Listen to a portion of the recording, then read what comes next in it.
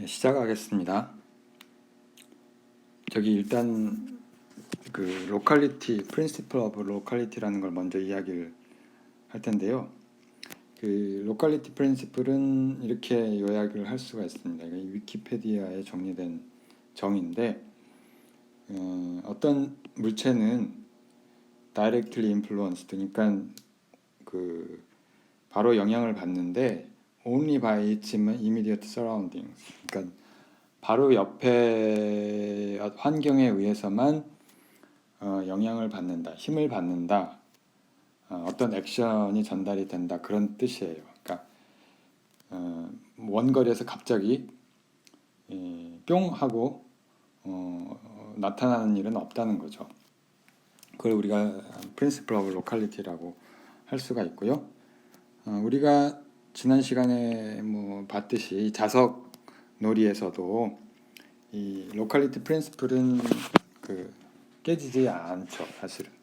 그 나중에 전자기의 부분에서 하게 되겠지만, 자, 이 로컬리티 프린시플을 먼저 우리가 저기 정의를 하고 시작을 하고요. 오늘은 그러니까 뉴트니안 그래비티를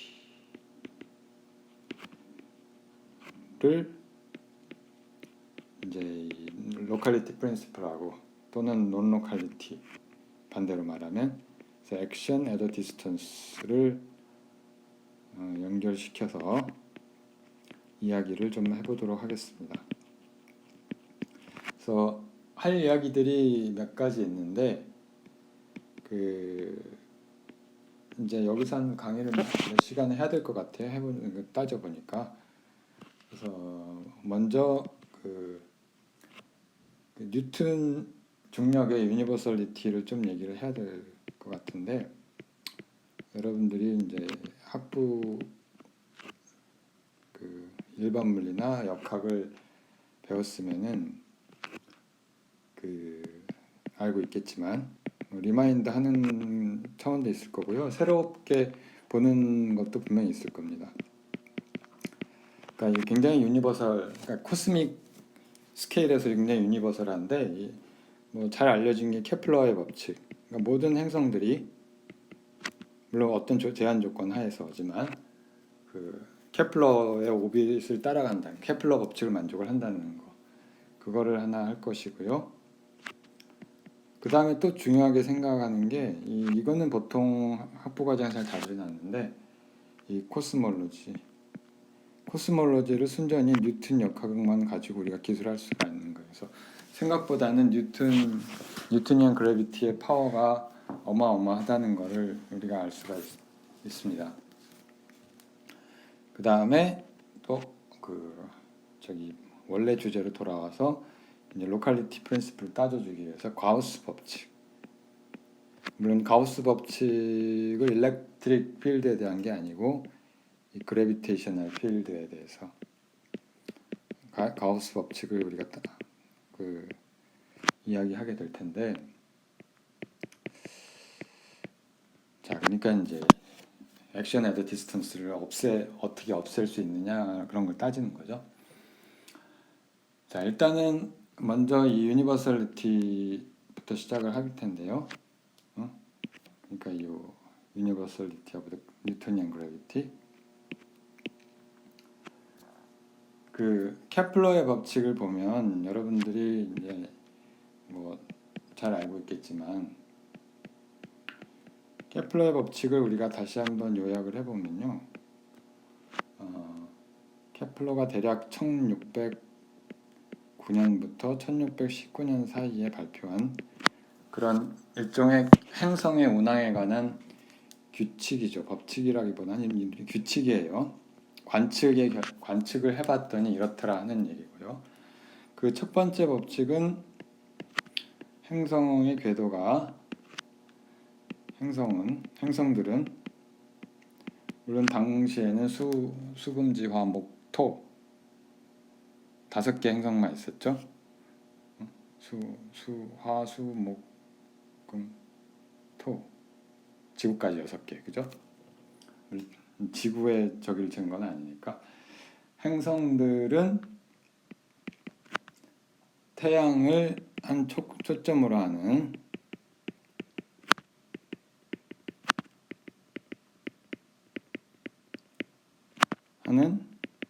타원 궤도를 그린다는 거예요.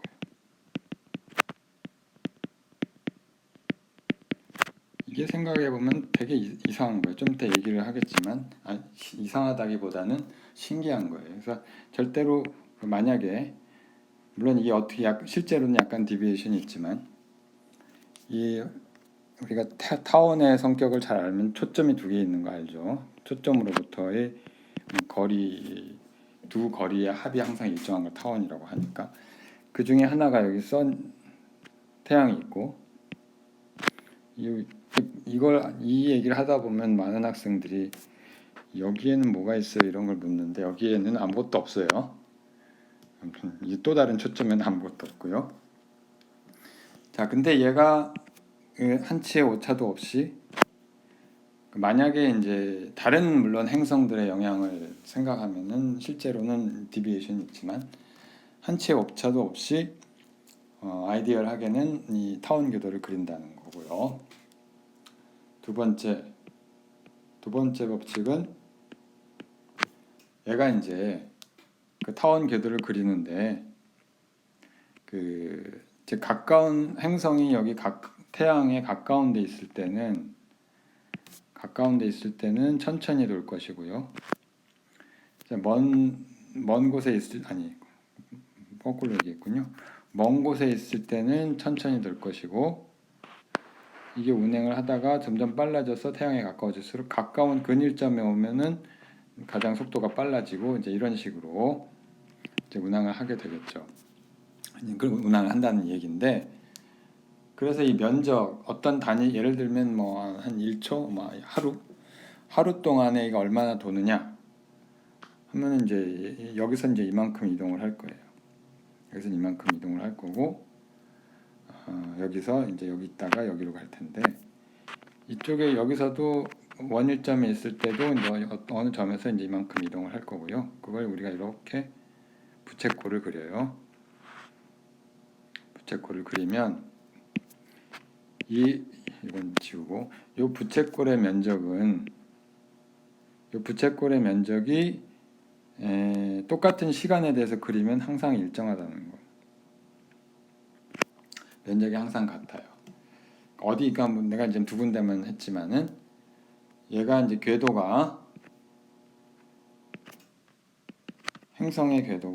행성의 오빗이 일정한 시간 동안 그 일정한 시간은 아무 걸 잡아도 상관이 없죠. 시간 동안 그려나가는 이 면적은 물론 여기서 부채꼴이 되는데 부채꼴의 면적은 항상 동일하다. 여기서 주의할 것은 행성 하나요. 행성 하나.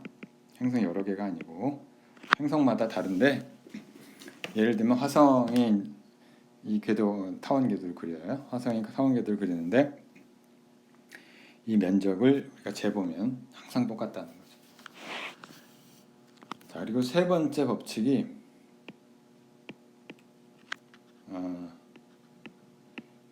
이 행성의 오비탈 피리어드 주기요. 한 바퀴 도는데 걸리는 시간. 그 다음에 이 타원을 보면은 이제 반경이 두 개가 있어요. 그래서 우리가 파란색으로 여기 타원의 중심이 있고 초점 말고 요 장축 반경이 R이라고 합시다. 뭐 짧은 축 반경도 있는데 장축 반경을 R이라고 하면은 그러니까 긴 축의 그러니까 세미 메이저 엑시스라고 하죠. 세미 메이저 엑시스. 장축 반경이죠. 얘랑 아주 일정한 관계가 있는데 이것이 얘를 제곱을 하면 이거 세제곱에 비례한다는 거죠. 자, 이거는 서로 다른 행성들을 비교한 거예요.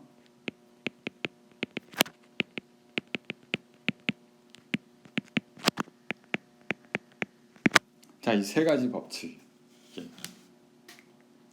자, 이 법칙을 여기서 따로 증명하지는 않을 거고요. 여러분들이 이제 그 일반 물리 시간, 아니 역학 시간에 특히 많이 하게 되죠. 얘가 타원이라는 걸 보이는 게 사실은 가장 이제 얘가 그 노동이 많이 여러분들 상당히 뭐라고 해야 되나 인내를 요하는 작업이긴 한데 이걸 혹시 안 해본 물리학과 학생이라면 해볼 만한 가치는 있죠. 나도 몇 번 안 해봤어요. 굉장히 시간이 많이 걸려서. 그래서 혹시 다른 강의를 하게 되면 여기 그 유도를 해줄 생각도 있고요.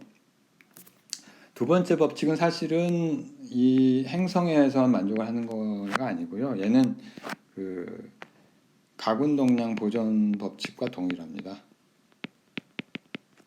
가공동량 보존 법칙. 그러니까 힘이 만약에 돌리는 힘이 없을 때, 그 돌림 힘이 없는 경우죠. 토크가 없는 경우, 토크가 없을 때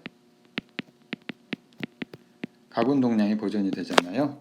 뭐 센트럴 포스라고 우리가 얘기를 하는데, 물론 이제 그 땡기는 힘은 있는 게 분명하죠. 얘가 궤도를 벗어나지 않으니까. 그 센트럴 포스만 있을 때 가군동량이 보존이 되는데 이 가군동량이 보존된다는 것과 같은 이야기라는 거. 그다음에 세 번째 법칙 역시 이제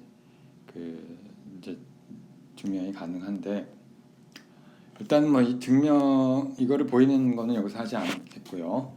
몇 가지 아주 재미난 사실들을 좀 그 이야기를 하겠는데 주요 사항들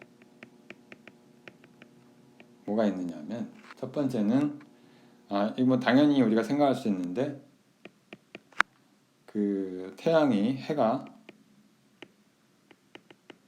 행성들을 잡아당기는 게 분명하죠. 잡아당긴다.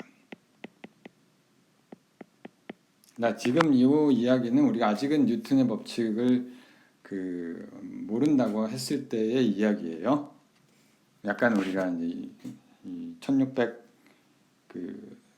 년대 중반, 17세기 중반으로 되돌아가 생각을 하면 케플러 이후에 그러니까 태양이 행성들을 잡아당기는 건 분명하고요. 그 다음에 이제 우리가 태양의 행성들을 잡아당기는 것뿐만 아니라 사실은 지구는 달을 잡아당기고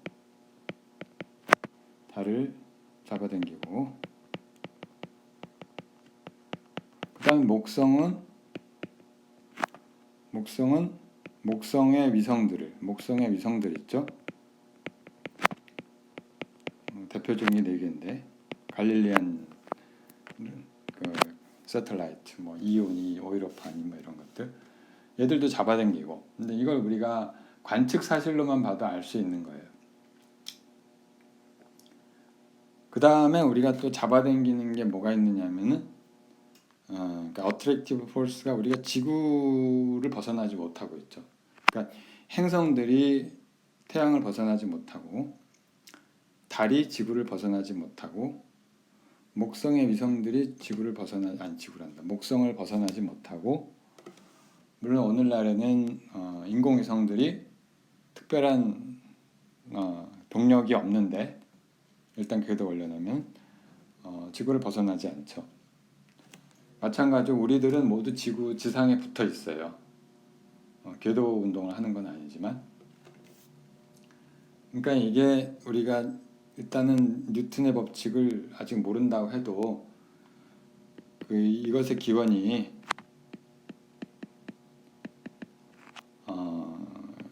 이게 우리가 일상적으로 느끼는 경험하는 중력 gravitational force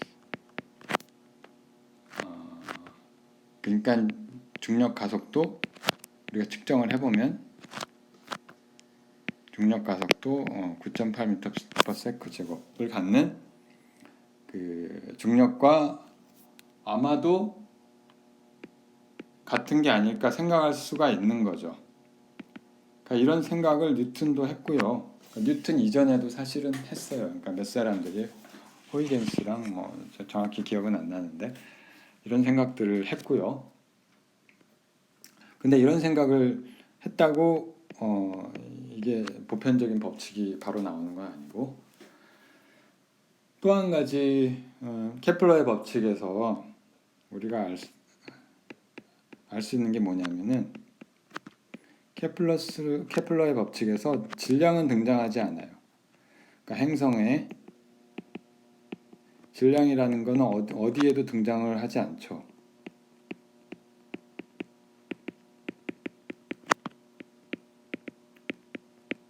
자, 그러니까 여기 보면은 타원 궤도를 그리고 타원 궤도인데 오비탈 피리어드가의 제곱이 그 장축의 세제곱에 비례한다고 했는데 여기 어디에도 질량에 대한 이야기는 나오지 않습니다. 그러니까 궤도가 일정한 시간 동안 그려가 나가는 면적은 항상 동일하고 그러니까 질량이 다른 거를 같은 궤도에다 놔도 같은 궤도 운동을 할 거라는 거죠. 그러니까 내가 여기 화성의 자리에다가 화성 대신에 지금 내가 들고 있는 텀블러를 갖다가 똑같은 속도로 이니셜라이즈를 시키면은 화성과 똑같은 궤도를 돌 거라는 거죠.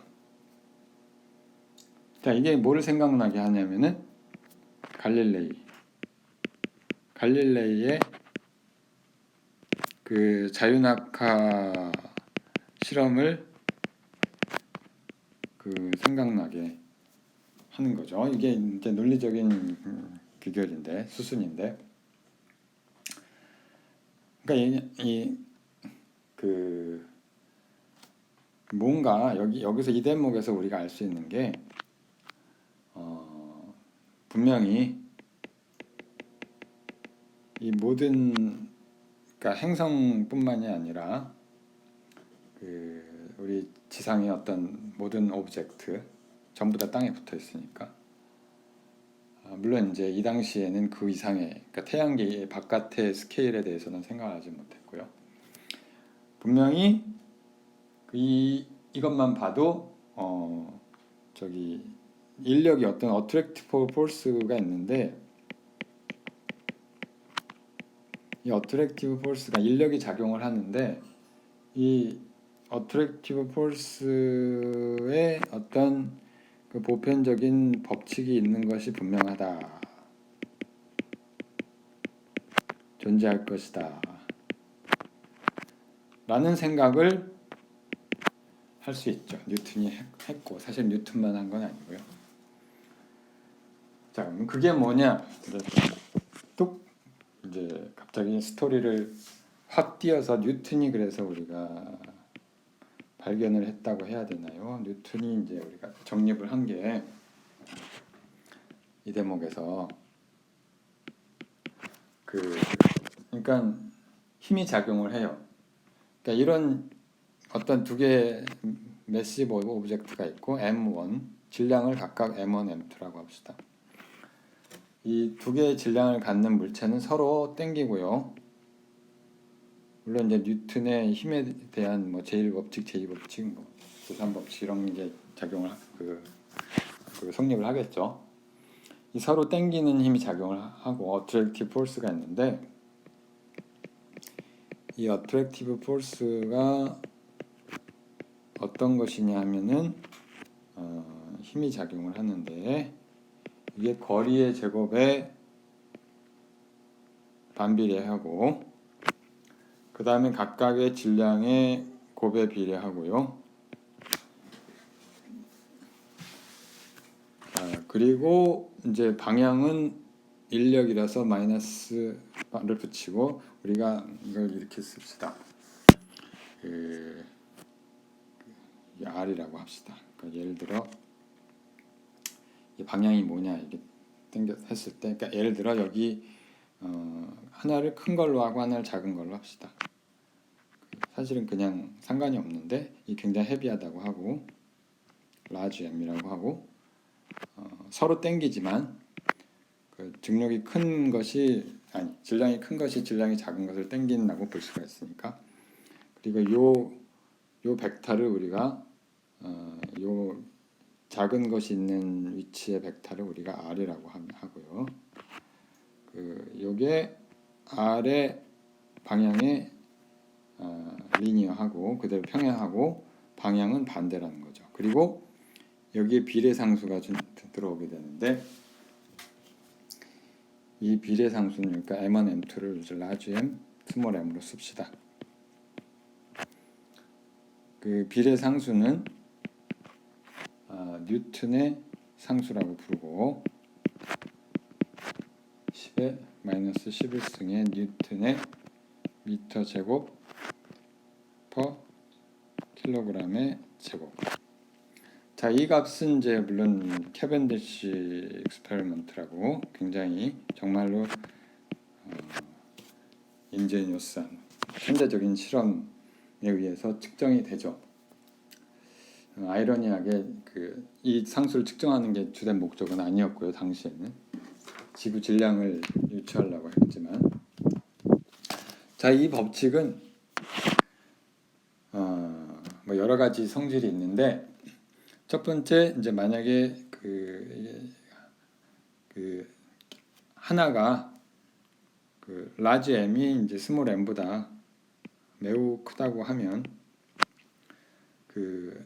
이 작은 입자가 작은 행성이 가속 운동을 하게 될 텐데 그 가속 운동의 가속도는 이 질량과 무관하죠.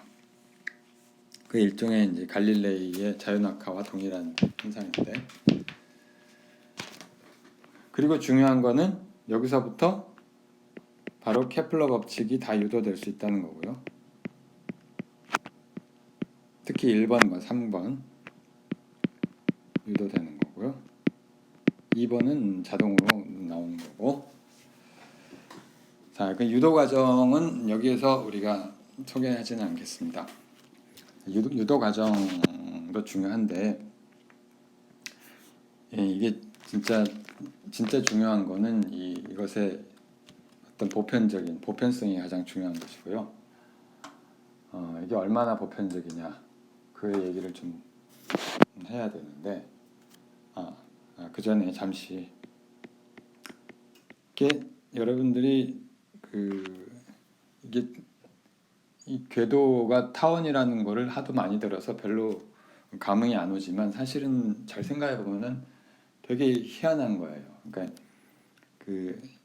이 오빗이 케플러 오빗이라고 합시다. 물론 아이디어라는 경우에 케플러 오빗은 그러니까 항상 닫혀 있고요. 그리고 항상 엘립틱이에요.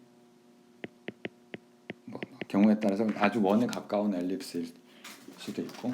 그러니까 무슨 얘기냐면은 클로즈돼 있다는 거는 오빗이 뭐 우리가 인력이 작용을 하더라도 이게 왜 항상 닫혀 있어야 되느냐 이걸 생각을 해볼 수가 있는데, 예를 들면 여기에 이제 태양이 있고 이 궤도가 이렇게 가다가 또 같은 자리를 다시 간다는 거 아니에요?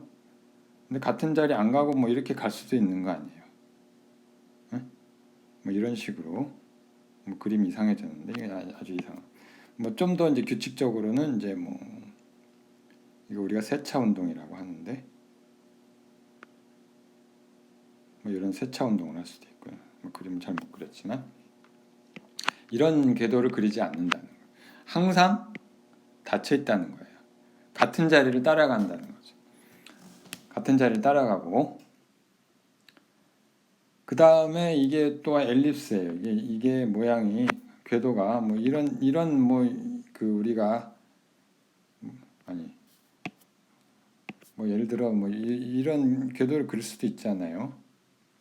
엘립스가 아니고. 근데 이런 궤도도 그리지 않고 항상 엘립스이고 타원이고 항상 닫혀 있다는 거예요. 타원이라는 얘기는 물론 이제 닫혀 있다는 얘기죠. 타원 퍼펙트 엘립스라는 얘기는. 근데 이게 원 오버 R 스퀘어의 결과예요. 우리가 이제 유도를 해보면 만약에 원 오버 R 스퀘어 힘을 가지지 않았다면은 이 케플러 오빗이 나오지 않는 거죠. 그래서 실제로 여기 데비에이션이 여기에서 약간 실제 상황에서 여기서 벗어납니다. 왜 그러냐면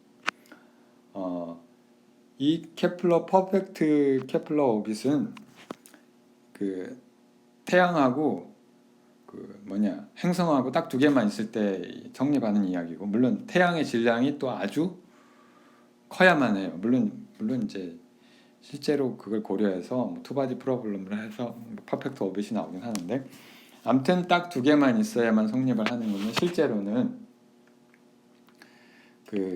이 여러 행성들이 서로 상호작용을 하잖아요. 예를 들면 우리가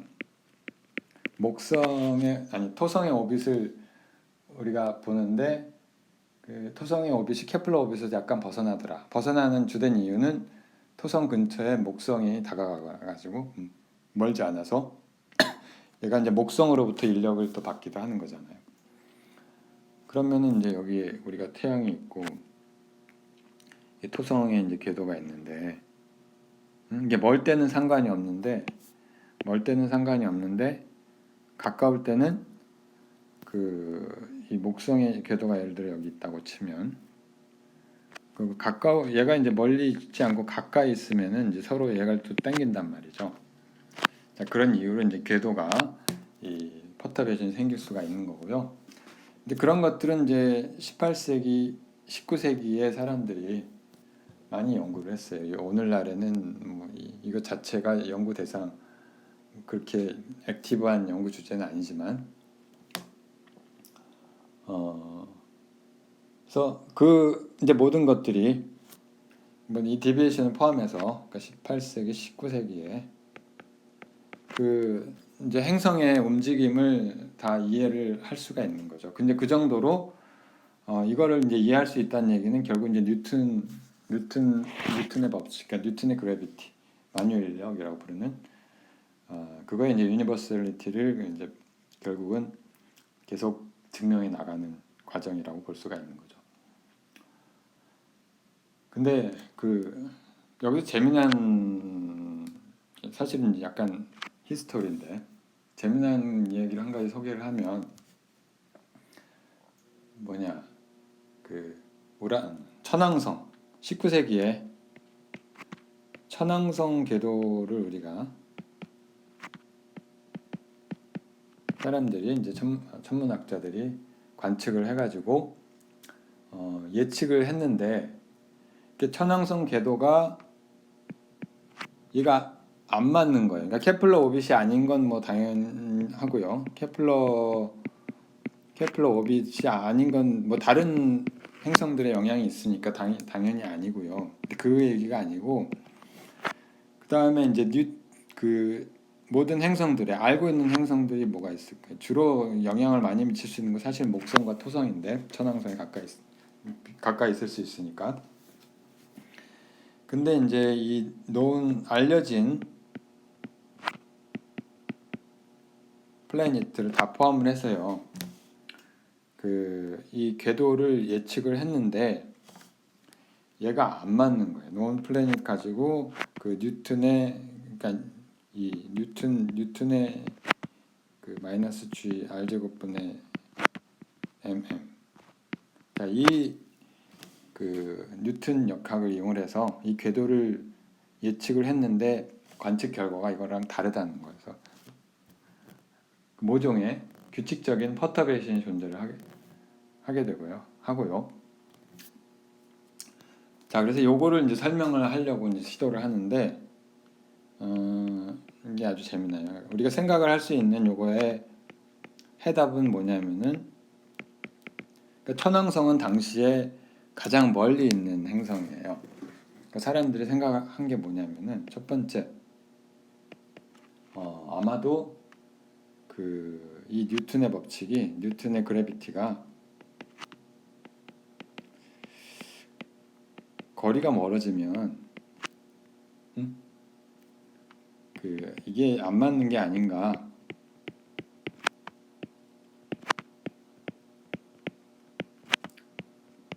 이건 19세기 당시에 19세기 초 중반까지 설명되기 전까지.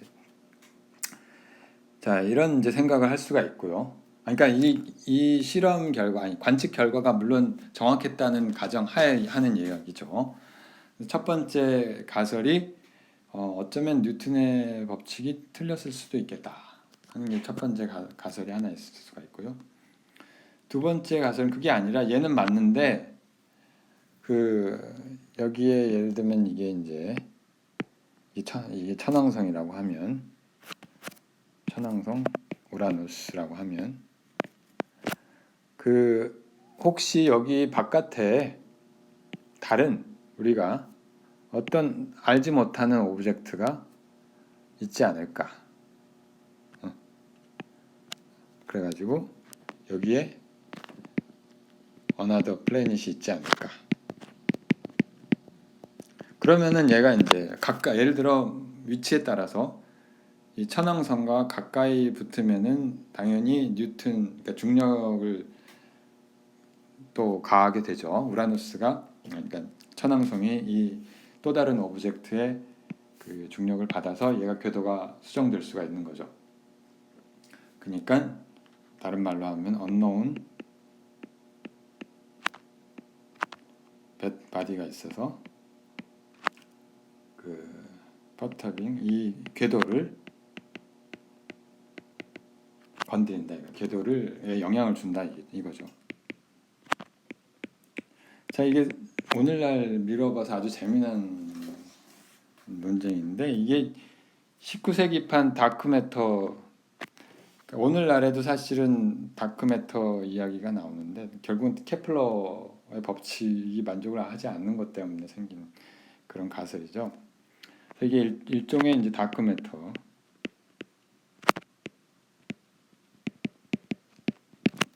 다크매터, 그러니까 보이지 않으니까. 그 다음에 이거를 우리가 모디파이드 뉴토니안, 몬드라고 번역을 하는데 그렇게 우리가 이해할 수 있겠죠. 그게 뭔지는 몰라도. 자, 이 결과가 재밌어요. 결과 재밌는데 그 19세기판 그 다크매터의 결론이 뭐냐면 이거 깨끗하게 해결이 됐죠. 그래서 이 사실은 두 사람이 관련되는데 실제로 한 사람이 이제 어떤 수학자, 그러니까 당시에는 천체 운행에 대한 계산을 하는 실레스티얼 미케닉스라고 부르는데 그 수학자, 물리학자, 천문학자로 부르던 어바인 러베리어라는 사람이 있어요. 프랑스 사람인데 이 사람이 이 근처에 바깥에 이 천왕성 바깥에 어떤 또 다른 행성이 있어서 그 행성의 영향을 받아서 얘가 궤도가 수정이 된다라고 얘기를 하고 그 당시의 관측 결과를 토대로 이 언노운 플래닛의 위치를 예측을 하죠. 그래서 이 궤도 위치를 예측을 합니다. 사실 여기 이제 그 앞에 또 다른 아담스라는 사람들 관련이 돼 있는데 계산을 또 다른 사람이 하죠. 그래가지고 이 결과를 파리 천문대 보냈는데 파리에서 별로 이렇게 관심을 안 보였는지 또 베를린에 보냈어요. 그래서 그 베를린 천문대에서 관측을 하죠. 관측을 하는데 실제로 이 러베리어가 거기에 있을 것이다. 또 다른 행성이 있을 것이다. 라고 예측한 그 자리에 정말로 행성이 있었던 거죠. 1도, 오차가 1도 정도밖에 나지 않았다고 해요. 그게 1846년 9월 23일, 24일 요때 일이라고 합니다. 그래서 베를린, 오늘날에는 거기에 천문대가 있지는 않다고 하는데 자, 그런 이제 또 재미난 일화가 있었고요. 자, 그러니까 일종의 다크 매터가 발견이 된 거죠. 자, 그 행성의 이름을 우리가 뭐라고 해요? 그 행성의 이름을 우리가 해왕성이라고 하죠. 해왕성이 발견이 된 거예요. 넵튠.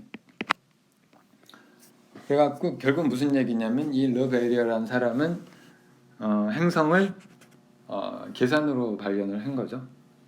계산으로 발견을 해서 발견을 본인이 한 게 아니라 예측을 해서 하늘에 이 적이 어느 날 몇 월 며칠에 어디를 봐라 했더니 거기 딱 있는 떡하니 있는 거죠.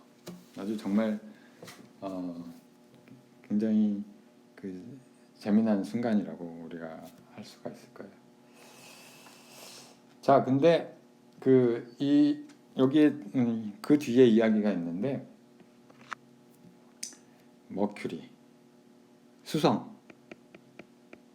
수성도 그 수성의 궤도가 물론 이제 거기 수성도 완전히 태양과 수성만 있는 게 아니고 뭐 금성도 있고 다른 플래닛들의 영향을 받아요. 그래서 그 영향들을 다 그 다음에 이제 태양이 또 자전하는 문제도 있고 여러 가지가 있는데 그런 것들 다 고려해도 이 수성의 궤도가 설명이 되지 않고 실제로 얼마죠? 한 세기에 43 아크세컨드인가 뭐 숫자를 까먹었는데 수성의 궤도도 이 설명이 되지 않아서 이 르베리어라는 사람은 앞에 해왕성 발견한 성공하고 비슷한 방법으로 여기에도 어떤 그러니까 수성하고 태양 사이에 그 안쪽에 어떤 하이퍼셋 플래닛이 존재를 할 것이다. 그러니까 수성 안쪽 궤도에 플래닛이 존재할 거라는 예측을 했어요. 존재를 예측했을 뿐만 아니라 이름까지 붙여서 벌칸이라는 볼케이노 그런 이름을 갖는 예측을 했는데 이거는 실패했죠. 아무리 봐도 없죠. 아무리 봐도 없었고 이거는 거의 이로부터 한 50년 후에 60년 후에 사실은 다른 걸로 이해가 되죠. 아인슈타인의 일반 상대론. 자, 이것도 재밌는데 자, relativity이론으로 이제 정확히 계산이 되죠. 설명이 나중에 되는데 이거는 사실은 그러니까 뉴턴의 법칙이 뉴턴의 그래비테이셔널 그러니까 유니버설 로우 오브 그래비테이션이 수정을 가한 거의 최초의 그 관측 결과라고 할 수가 있겠습니다. 자, 그 다음에 우리가 오늘은 뭐 이 정도로 할 텐데 사실은 뉴토니안 코스몰로지를 우리가 생각할 수가 있어요. 그래서 이 당시 19세기까지만 하더라도 태양계 이외에는 그냥 별들, 픽스드 스타 그게 다였으니까 우리 우주를 이해하는 범위가 굉장히 좁았죠. 근데 사실은 뉴턴의 그래비테이션은 그거보다 훨씬 더 코스믹 스케일에서 성립을 하는 것이기 때문에 사실은 훨씬 더 많은 파워를 가지고 있고요. 뉴턴 자신도 상상하지 못했던. 그래서 다음 시간에는 우리가 코스몰로지에 대해서 이야기를 하도록 하겠습니다.